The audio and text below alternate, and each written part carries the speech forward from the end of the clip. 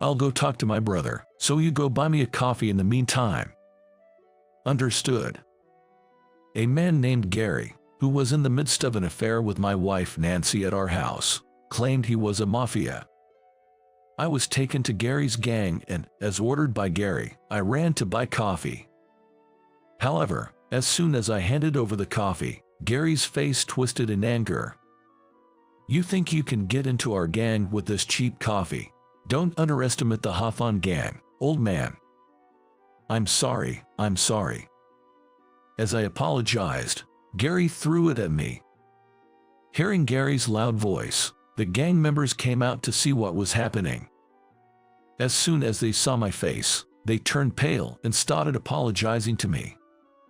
"I'm really sorry, big brother. Our idiot has made a terrible mistake." Gary and Nancy were dumbfounded by the situation, not understanding what was happening. The executive stared sharply at Gary, who was dumbfounded, and began to explain. "My name is Tom. I'm a 43-year-old man who runs a restaurant. Though my life might not have been called normal up until now. I was told that my father passed away in an accident just after I was born, and I grew up living with just my mother. My mother was an optimistic woman who never lost her smile, always saying, 'Things will work out.' That life changed when I was in my 3rd year of junior high. During class, I was informed that my mother had collapsed in the street. I rushed to the hospital, but was told she had had a stroke and wouldn't live much longer. Suddenly faced with this, my head went blank, and the doctors and nurses asked me for contact information for any family or relatives, but as far as I knew, there were none.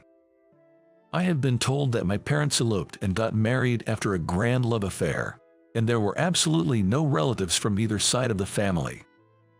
I ended up alone in the hospital room, watching my mother pass away. With the help of adults around me, I managed to hold a funeral, but I was so overwhelmed that I couldn't even cry, and my consciousness began to fade. Losing my beloved mother, I wondered how I was going to live from then on. I had been studying to go to high school, but now I probably had to find a job. As I was still unable to grasp the reality of being all alone and hung my head, I heard someone's voice. Did my sister pass away? When I turned around, there stood a large, intimidating man. I wondered who he was, but then he showed a gentle smile and ruffled my hair. The strength in his big, warm palms shook not just my head but my heart as well. "My name is Tyler. Your mother, she was my sister. If you've got nowhere to go, how about coming to my place?" I had never heard of my mother having a brother, so I was utterly bewildered. However, after paying respects to my mother's portrait, my uncle muttered softly. In the end, I couldn't do anything for my sister. Seeing his profile, which resembled my mother's, I finally succumbed to exhaustion and fell into a deep sleep. From then on, I was taken care of by my uncle.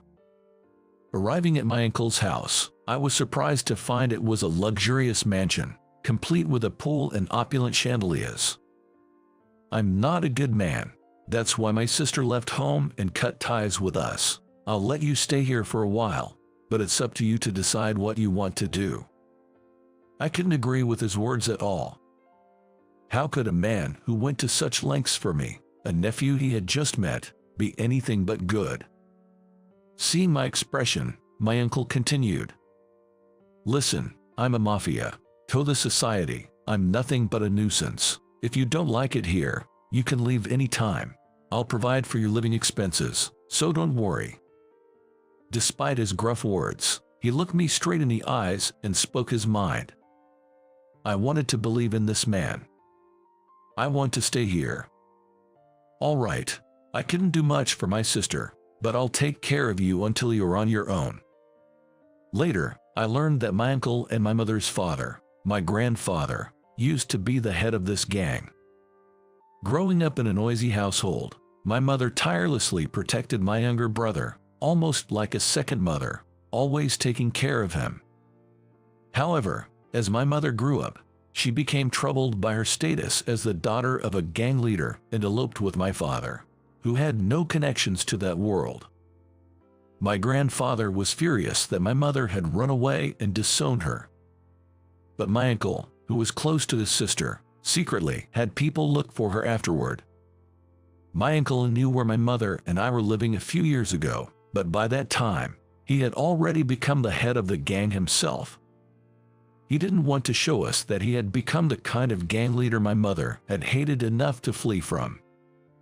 Upon learning of my mother's sudden death, he reached out to me, having watched over us from afar in silence until then. My uncle regretted not being able to speak to my mother in her final moments and made it up to me by treating me well. In return, I took good care of my uncle's son, Tony, who is 10 years younger than me and became like a cousin to me, and I chose to live in the world of the mafia. Tony grew very attached to me and looked up to me as if I were his real brother. However, one day, 10 years after living with my uncle, a conflict arose between the gangs, and as I was out with my uncle, mafia from a rival gang chased after us. While protecting my uncle, I was cornered on the edge of a cliff about 3 meters high.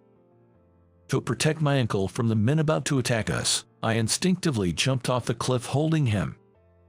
I felt severe pain in my legs the moment we landed, but from the top of the cliff, only the surprised and fearful faces of our pursuers peeked down, and they did not follow us.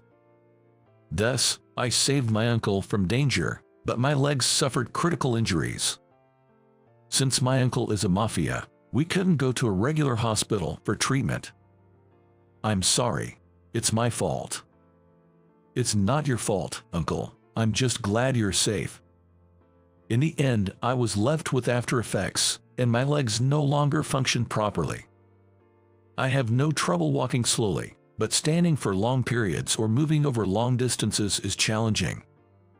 Afterward, my uncle entrusted me with a restaurant under the gang's control, saying, "Perhaps my sister was right after all. Tom, from now on, live quietly away from us." Thus, I immersed myself in managing the restaurant, eventually expanding to several outlets. Before I knew it, about 20 years had passed, and I was leading a peaceful life. An incident disrupted my peaceful life. It all started when my wife brought a mafia member into our home. My wife Nancy is 8 years younger than me and was a regular customer who came to my restaurant every day for lunch. Given my leg condition, the restaurant was renovated to be barrier-free, eliminating steps at the entrance and inside. Nancy's first visit was when she was injured, and she was moved by the thoughtful design throughout the restaurant, becoming a fan of our place. Since then, even after her leg healed, Nancy continued to come for meals every day. Naturally, Nancy and I started talking, and I was gradually drawn to her bright and kind personality. Realizing Nancy felt the same way, we dated for 2 years before getting married. I did inform my uncle, but he only said, "As long as Tom is happy, that's all that matters." I wonder if, in my uncle's eyes, I no longer exist since I left the house. Honestly, it feels lonely. But I also thought it was time to stop relying on my uncle and start living on my own. I never told Nancy about my upbringing or past. So, I thought we would continue to live a life unrelated to the gang. With that in mind, our peaceful days passed by leisurely. Then, one day, an unexpected person visited my restaurant. "You look well, Tony. It's been a while." My uncle's son, Tony, had grown up in the 20 years, and now he was the gang's underboss. "It's been about 20 years since we last met. I have something I want to tell you today." With that preface, Tony shared something with me. "No way, I can't believe this."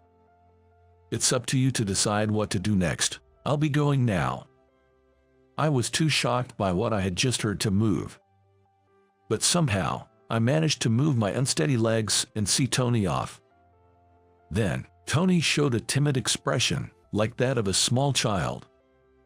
Even if you think that time will come, it's still scary when it does. If anything happens, contact me immediately. Tony, you're important family to me." As I encouraged him with a pat on the shoulder, Tony regained his cheerfulness and left the restaurant with a bright smile. I was concerned about what Tony had told me, but I was soon faced with an even more pressing issue of my own. Nancy's attitude had gradually become colder. When we first got married, she used to prepare delicious meals every day and wait for me to come home. I was truly happy to be welcomed by her smile. But as half a year, then a year passed, Nancy began to neglect her household duties. Our conversations became perfunctory, and at times, she would ignore me completely when I spoke to her. She would leave meals and laundry undone, withdraw money from my account without permission, dress up flamboyantly like she was still single, and go out at all hours without any regard for day or night. Not knowing when she would return, I tried emailing her, but her address had been changed, and I couldn't reach her. When I tried calling her, it seemed like she had blocked my number. There wasn't even a ring, and we were completely out of touch. Since she would return late at night, our lifestyles became completely misaligned as I had to be up early for work. After living like strangers within our own home for about 3 months, I found staying in our empty, messy house unbearable and started coming home as late as possible. However, that day, there happened to be fewer customers, and I let the part-time staff go home early. Realizing there wouldn't be any more customers, I decided to head home earlier than usual. Upon opening the front door and seeing Nancy's high heels, I thought it was rare for her to be home. But at the same time, I noticed an unfamiliar pair of men's shoes next to hers, which made my heart start pounding. I broke out in a cold sweat, my body heated up, but strangely, my nerves became sharper. I immediately suspected infidelity, but I also considered the possibility that she might just have a friend over, so I decided not to go to the living room and instead headed upstairs to my room. But as I quietly entered the house, I heard Nancy and her companion talking loudly. I thought I married a rich man, but he turned out to be a total dud. But he's a boss, right? Owning several restaurants should be good enough. The person she was talking to was a man, and someone I didn't know. But his restaurants are just in this area, and so mediocre, it's disgusting how he limps when he walks. You are so much younger and prettier than him, Nancy. It's a waste to be with someone like that. Why don't you leave him? To the man's words, Nancy laughed heartily in response. But I hate working for a living now. I want to make my husband work while I have fun and live freely with you, Gary. As Nancy laughed out loud, the man named Gary also joined in with a coarse laugh. But you married him, so you must have liked him at some point, right? Stop joking. I never liked that shabby man. I thought he had money because he owned popular restaurants, so I was just a little nice to him, and he proposed on his own.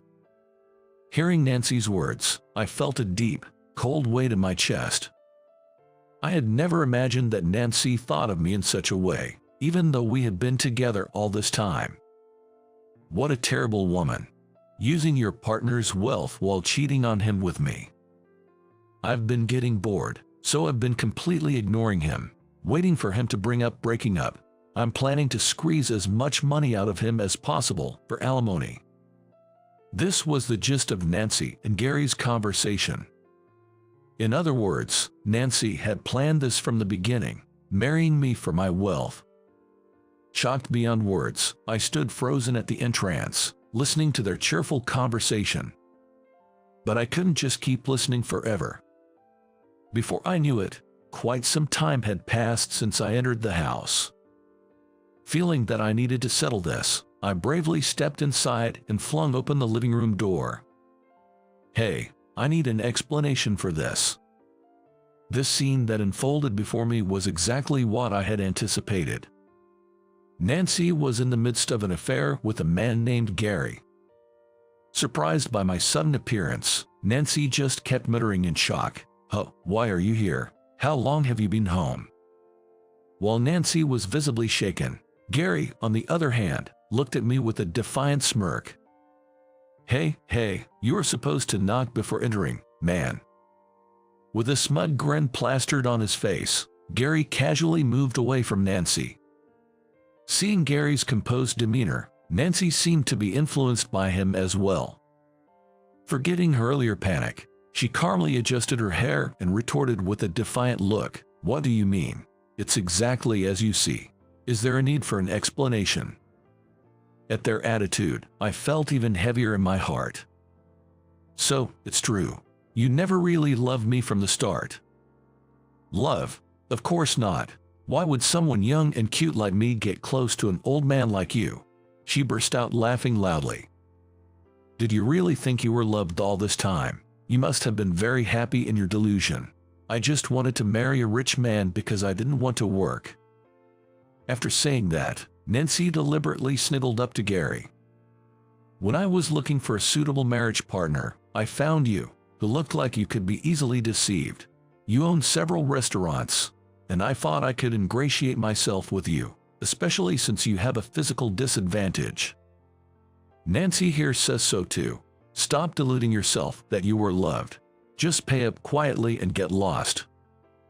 Interrupted by Gary, I couldn't hold back and retorted, "Why should I be the one to pay? It's obviously for the alimony. Apologize for the mental anguish you've caused by marrying a young and beautiful woman like Nancy." What they were saying was absurd. Nancy, acting as if it didn't concern her, leaned against Gary and twirled her hair. Unable to bear the sight of her, I muttered disdainfully, "The one who suffered mental anguish is me. I'll be the one demanding alimony from you too." "What did you say? Don't you dare talk back to me. I'm a mafia, from the Hawthorne Group, no less. We're a big deal around here." Gary advanced on me, his nostrils flaring with anger. However, I was taken aback by the name he mentioned. "Are you really from the Hawthorne Group?" "You doubt me. Don't mess with me. I'm Gary from the Hawthorne Group." Gary glared at me, grinding his teeth and putting force into his words. In the next moment, I pleaded with Gary, "Please, take me to your group." "Huh? You want to join our group?" Gary looked bewildered for a moment, then scoffed irritably. "An old man like you wanting to become a mafia now is just a nuisance. If you're really set on it, you should at least bring some money first."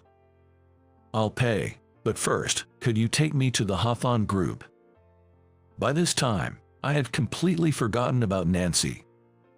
Knowing that Gary was a member of the Hawthorne Group, all I could think about was meeting the boss. As I kept insisting, Nancy murmured in disgust, "What's with this guy? So lame." But I couldn't care less about that. I'm not sure how much time passed as I continued to plead. Gary sighed in annoyance. "Fine, follow me right now." Saying that, Gary took Nancy and me to the car. In the car, Nancy mocked me multiple times. "You're in your 40s and want to become a mafia. You can't even walk properly. How could you be of any use?" But Nancy meant nothing to me now. Thinking simply that I would divorce her once everything was settled, I patiently waited to arrive at the group's location. "We're here. I'll go talk to my brother, so you go buy me a coffee in the meantime." Understood. I left the large gate of the group's compound and quickly went around to buy coffee. Returning to the compound, I met Gary just as he was coming back to the entrance. As soon as I handed him the coffee, his face twisted in anger. "With this cheap coffee, you think you can join the group? Old man, don't underestimate the Hawthorne Group." I'm sorry. As I apologized, Gary threw it at me. Then, perhaps hearing Gary's loud voice, other members of the group came out to see what was happening. "Hey Gary, what's all this commotion? This old man says he wants to join a group now, but he can't even buy a proper coffee, so I was just setting him straight." Hearing Gary's words, the member frowned slightly and looked at me. "You didn't have to make such a fuss. Have I seen you somewhere before?" The member who was scolding Gary peered into my face and started to ponder. Who could it be? Ah. Suddenly, the member shouted and turned pale, rushing back inside. He quickly returned, bringing with him a group of executives. They were all tough-looking men, and Nancy, as well as Gary, turned pale, wondering what was happening. "Gentlemen, what brings you all here together? How did you come to meet him?" With that shout, one of the executives grabbed Gary. The other executives turned pale and began to apologize to me. "We're terribly sorry, Big Brother Tom. Our idiot has caused you a great disrespect." "No, it's okay." Seeing me speak to the executives as equals, Gary turned red and started to rant. "It was this old man who asked me. He wanted to join a group, so I just brought him here. This man here, he's a legendary mafia. Without him, the Hafan group would have been long gone." Upon hearing the executive's words, both Gary and Nancy were dumbfounded and couldn't grasp the situation. The executive glared at the bewildered Gary and began to explain. "He, 20 years ago, risked his life to save our boss." This old man did. What do you mean?" Finally changing his attitude towards me, I took the opportunity to explain further to Gary. "This is the home I grew up in. I used to be a mafia too. We became mafia after he had already left this house. It's an honor to see your face again after such a long time." The executive then spoke in a lowered voice. "Did you come today to meet the boss, by any chance?" "Yeah, Tony came to see me the other day and explained the situation, but my uncle didn't seem willing to let me in here, so I was in trouble. In fact, I had found out that my uncle had a heart condition and was given only 6 months to live. He was advised to undergo surgery, but the success rate was only 40%. Tony had told me this, and I wanted to see my uncle right away. But Tony shook his head and said that my uncle wanted me to grasp a normal happiness and never to re-enter the mafia life. My father always regretted what happened to you, Tom. He felt sorry and wanted you to live a happy life." Given this background, even if I had approached the group directly, I probably wouldn't have been allowed in due to my uncle's instructions. That's when Gary, who turned out to be an incidental adulterer from the Hafan group, appeared, and I fought to seek his cooperation. Upon learning everything, Gary trembled and began to apologize. "I'm so sorry. I had no idea about any of this. Please forgive me." As repeated apologies, so loud they might have grated the ground, seemed to annoy someone because more people came out from the back. It was Tony, the underboss himself. Seeing me, Tony's eyes widened in surprise. "Big Brother Tom, how did you get in here?" "By chance, I found someone willing to help." As the executives explained the situation to Tony, he raised his eyebrows in surprise. "Huh? Big Brother Tom got cheated on, huh? Well, guess this is my limit as a man." Tony frowned even more at my nonchalant laugh. "That's nonsense. There's no one more manly than you, Big Brother Tom. So, what will you do about that man?" Before I could answer, one of the executives stepped forward. "There's no need to bother the underboss with this. Gary will be expelled. He's tarnished the group's name, and he'll have to take full responsibility." With that, the executive took the now subdued Gary and disappeared somewhere. Then Nancy chimed in from the side. Desperately trying to charm me, she began to plead for forgiveness, doing her best to persuade me. "I have nothing to do with this, right? It was just an affair, wasn't it? Affairs are unacceptable, mafia or not." Nancy shrank back at Tony's vehement anger, which caused a vein to bulge on his forehead. That's when I stepped forward, restraining Tony, and faced Nancy. "If it was just an affair, maybe I would share some of the blame, but you've been scheming from before we even got married, haven't you?" That is. She must have remembered admitting that she married me for my money. Nancy began to sweat and frantically looked around for an escape.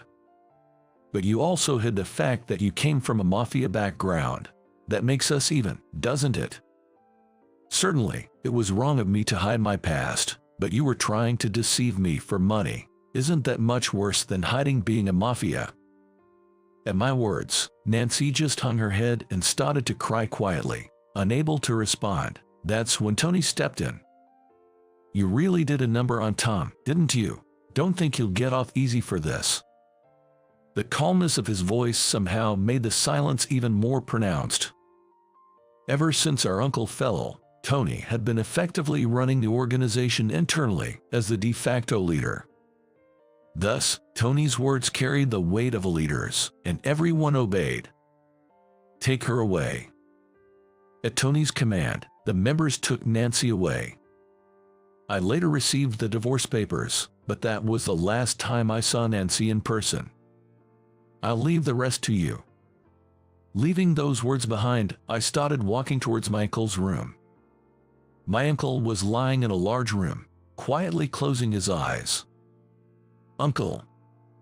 Tom, I told you not to come. You're free now. You can live your life. Forget about me. Unable to bear hearing my uncle's stifled voice, I knelt down and grabbed his hand. The first day we met, he patted my head with his large, warm, and strong hand. Now, that same hand feels thin, cold, and considerably smaller.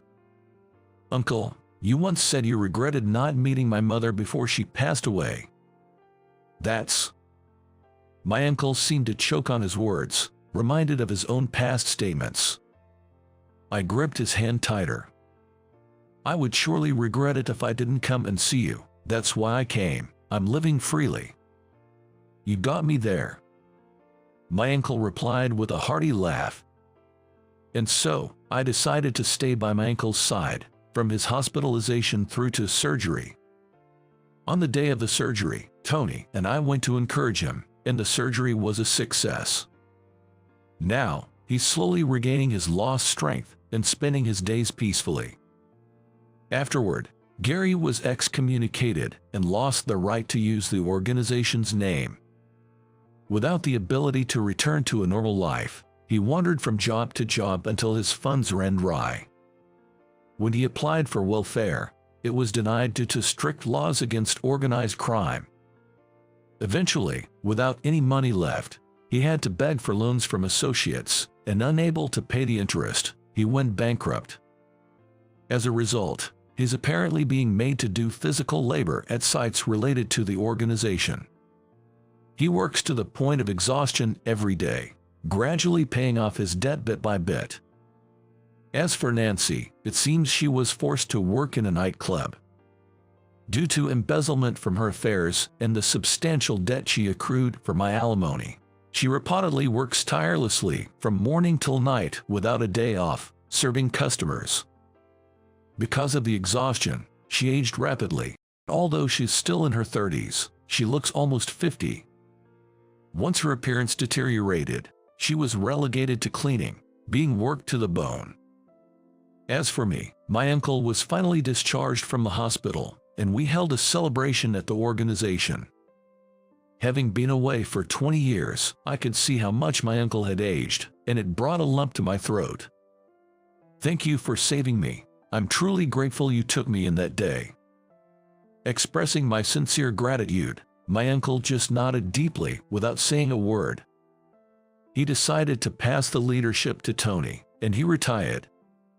For his retirement, he chose to help out at the restaurant I run. He always had a passion for coffee, and now he serves as a taciturn barista, offering delicious coffee to our customers.